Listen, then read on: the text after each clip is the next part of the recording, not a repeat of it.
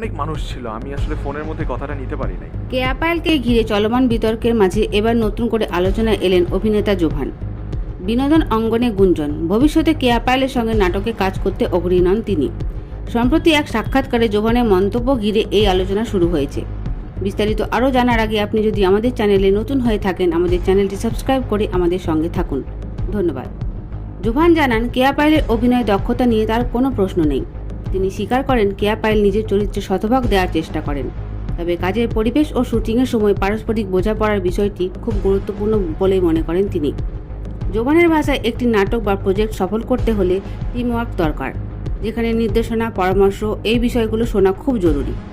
তিনি আরও বলেন, কিছু ক্ষেত্রে মতের অমিল হলেও সেটি কাজের পরিবেশে প্রভাব ফেলতে পারে, আর সেই কারণেই মতামত কেয়া পায়েলের সঙ্গে কোনো প্রজেক্ট যুক্ত হওয়ার সিদ্ধান্ত থেকে তিনি সরে এসেছেন।